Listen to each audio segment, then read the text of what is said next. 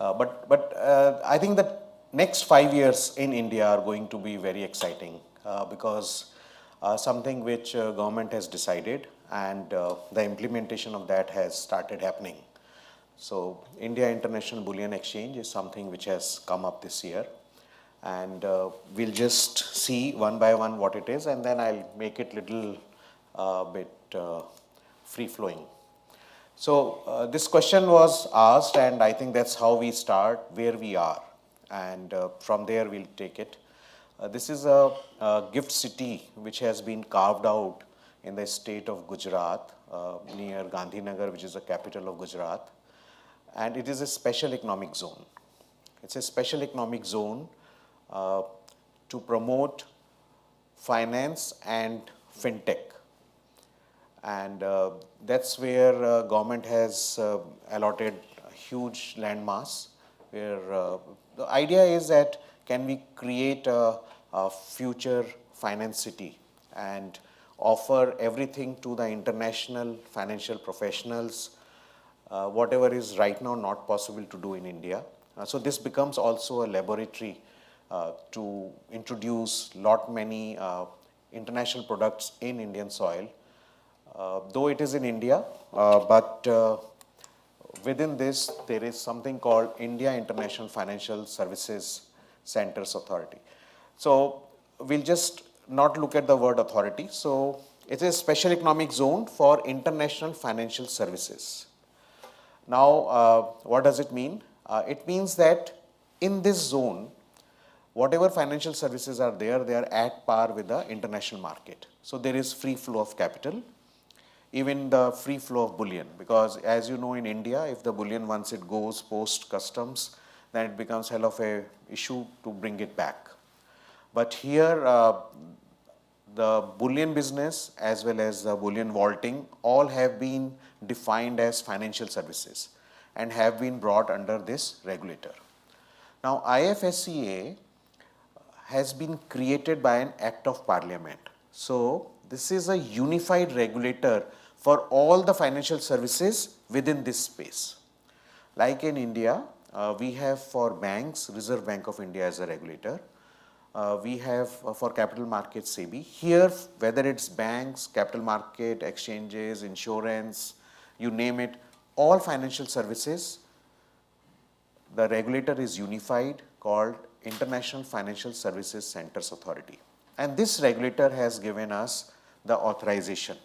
Now we are a regulated entity. So within this ecosystem, what all things are there? So we'll just take a look.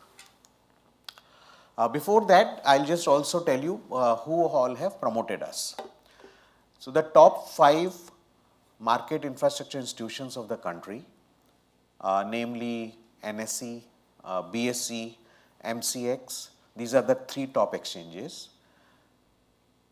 BSE is the oldest exchange, around 150 years. MCX is the highest derivative volume is there of gold, and the highest derivative volume in the world that has been claimed is by NSE. Then we have 2 depositories, CDSL and NSDL. So they all have come together to form a holding company. All of them hold 20% each. As you see, BSE's name is not there because they have invested through their subsidiary which is in IFSC, which is India INX and India ICC. So this holding company has promoted the exchange. We have another sister company which is India International Depository, and then we have the vaults. So as I told you, the bullion vaulting also has been defined as a financial services and comes under the regulation of IFSCA. So how things happen, we'll just talk about this first. So I have a few questions. So I'll throw some numbers and make it a little interesting. So this 25,000 number which you are seeing on the screen, can you make any guess what it is? Any guess? Okay. The number of places that sells precious metals in India? I think that's a good guess. But let me tell what, so this is as per World Gold Council, 25,000 tons is the holding of gold with the Indian consumers. My own view is it could be much higher, but that is the estimate of WGC, so we'll believe that.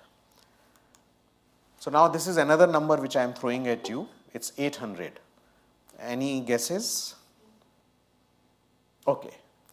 800 tons is the gold which gets imported in India on an average every year.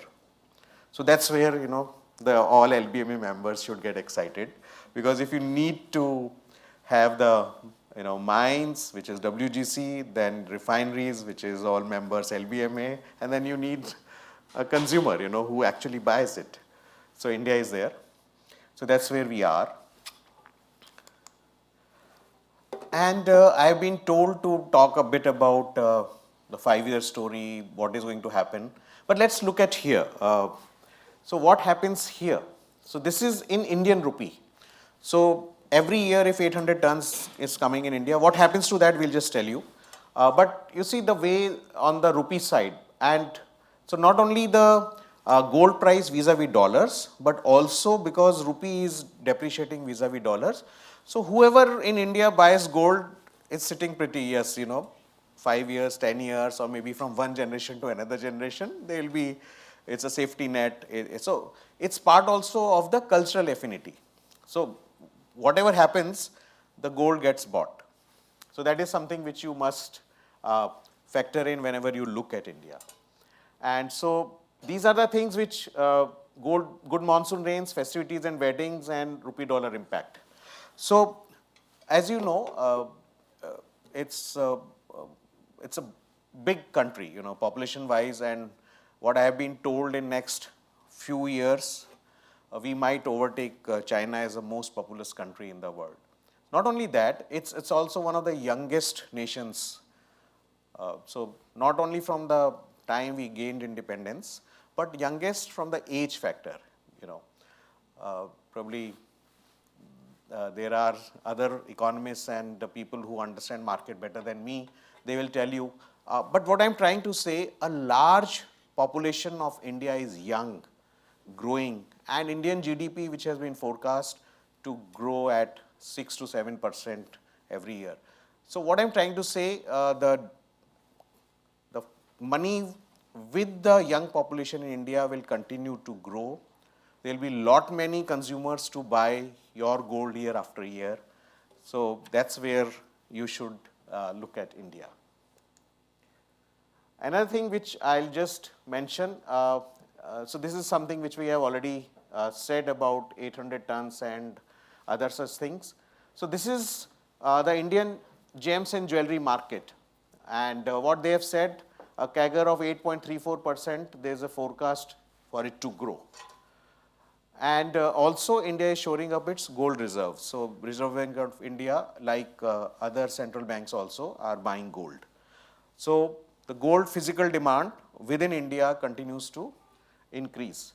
And if you see, this is some numbers which are there, though it's not very clear, but if it is blurred, let me just read out. In 2017, this is the market, 77.75 billion, and 2027 is 119.8 billion market. Next is something which we are going to look at. I think this was some survey which was done by World Gold Council and Indian Institute of Management, Ahmedabad, where there is India Gold Policy Center. So they did this survey and figured out, why the gold is bought in India. So these are the reasons: gift to someone, wear myself, wedding purposes. So these are the two important pieces. And so any Indian man or woman, they will have some gold piece with them. I also have a small chain, with me, a small gold chain. But that is something which is always, so any Indian you will have. And it's not only this, even the housemaid who is working with us or in any house for small sum, whenever she saves a small sum or goes up to a number, the first thing she does is goes and buys a gold. That is something which they all want to buy. This is just to anecdotally tell you that gold will continue to see demand in India in a big way going forward. Now let's come to the business part of it, which is IIBX and why I am here. So let's look at the evolution piece. This is how February 2020 to July 2022. Within this space, from the first announcement which was made by the finance minister in parliament to the launch of India International Bullion Exchange by the Honorable Prime Minister in July, this was all conceptualized and started. So within this, I have already talked about my regulator, which is IFSCA, and I also spoke about the holding company, which is promoted by the 5 MIIs. Then within exchange, we have clearing, and I talked about depository. So we have right now 3 international vaults. So Loomis vault is there, then we have Brinks vault and Malkamit vault. The total capacity around for gold is 350 tons in the 3 vaults, and for silver around 3,500 tons. And we have trading members and clearing members and clients. There's a typical way how a exchange works. So aspiration, objective, become the largest trading hub in Asia, aim to focus across bullion ecosystem. Lot many things are happening because the financial products around bullion is something also which we are looking at. Some announcements have come. Today also Reserve Bank of India has announced something which I'll just talk about. And state-of-the-art digital trading platform for trade, robust data and risk management, which we all want to have. So I have already talked about vaulting, settlement. So it's an international exchange, so all settlements are in US dollar. And the flow of dollar outside to inside, it's all simple, and you can just sell your gold and take it back without any problem. So again, supply chain integrity and other such things, we will talk about it in the last slide. We want this piece to become the nodal point for trade in India. And this is what is the aspiration, that going forward, whatever import happens in India actually happens through this channel. Today, all other channels are also open, and this has become, so I always am very quite, I always like to say this, that we are the new kid on the block, but at some point we will be the kid on the block. So transparent electronic trading system, disintermediation, and so many other things.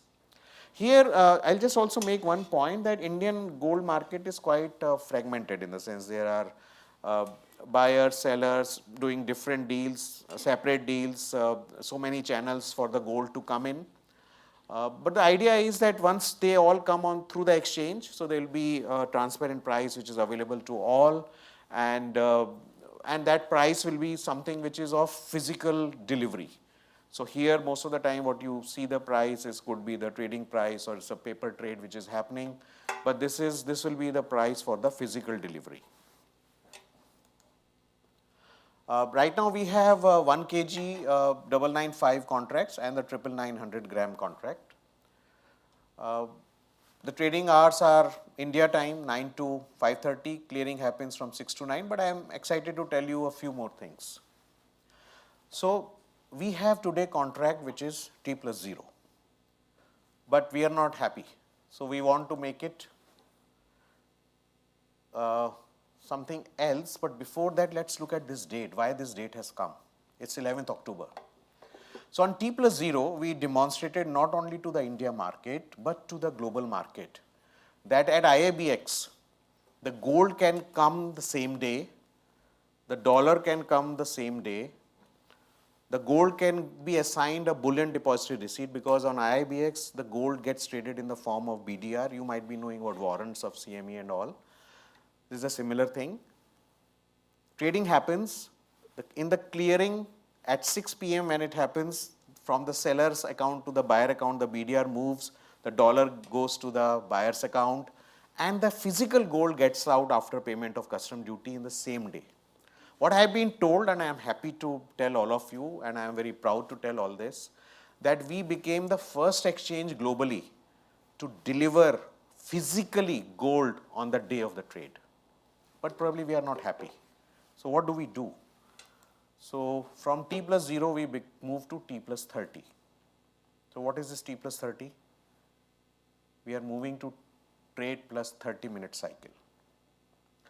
Because the trade T plus 0. So electronically now we all are very savvy. You know, these old days or old type of trading is all gone. So on the T plus 0, I must have the early pay-in or 100% BDR from the seller and the dollar from the buyer. Then why I have to wait for the clearing to happen in the evening? So what we have worked on and we have tested it, we'll go to the regulator by month end, that we want to run clearing and settlement cycle every 30 minutes. So whatever trade gets done, there is no need to hold it and do the settlement in the evening. The trade gets pushed to the depository and to the banks for final settlement. That's what we are doing.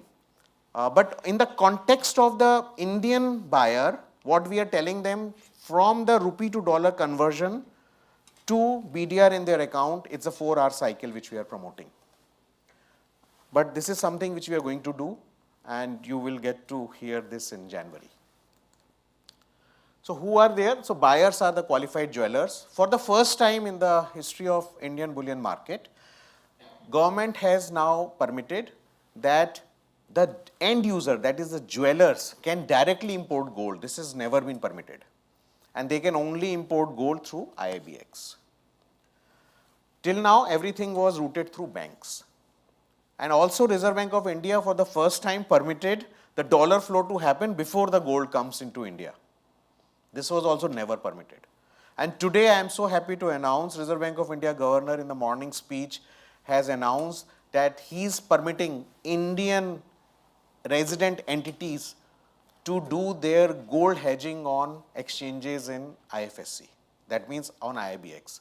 So we'll be soon coming with futures and options where Indian consumer can directly hedge dollar-based futures and options on IIBX. That's where this is the information to a lot of banks who have huge treasuries and they operate both on physical as well as on the derivative side. This is the process flow. I know this is all very simple for you to understand, so I am not getting too much into it. But just to tell you, there is one thing which I want to emphasize is this piece, creation of BDR. In our ecosystem, there is one-to-one congruence with the bar of the BDR. So whatever is the bar, there is an allocation of that bar to that BDR. BDR is an electronic piece, and it gets traded on the exchange in unit forms where it is fully fungible. But when it moves from one account to another, it moves on a FIFO logic, and that BDR which moves to another person's account, only the assigned bar gets credited. The reason is simple, because many of the bullion banks have said that once we bring the gold there and we want to take it back, we would like to take back our own gold. So that's where we have worked on this process where each bar has an allocated BDR. So there is one-to-one congruence, and anybody who is willing to invest in the digital gold knows that if he is buying a BDR or she is buying a BDR, there is a physical gold bar or a physical silver bar.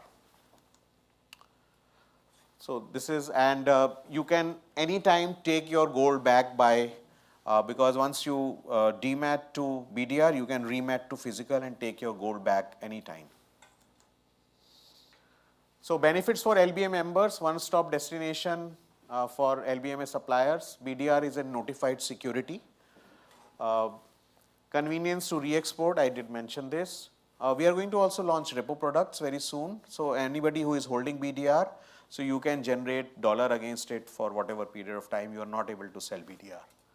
And bullion banks can be the gold loan. So the gold loan and gold lease products will also come on exchange very soon. I have already told about Reserve Bank of India permitting the hedging of the gold. Another thing is, today my vaults are only in GIFT City. We are going to have at least in 5 more special economic zones across India where the pricing will be based on multi-city. We have already tested our trading platform where it can accommodate this. These are the future prospects. So futures I have already said, Reserve Bank of India has permitted. Silver will come by March. Digital gold launch, all these things I have already told. And we want this to be the regional vaulting hub, and probably at some point, if somebody wants to do London Loco to GIFT Loco swap, that will be possible. We have signed, we are a signatory to the Gold Industry Declaration of Responsibility and Sustainability Principles. So there we are, and my time is up. Thank you very much.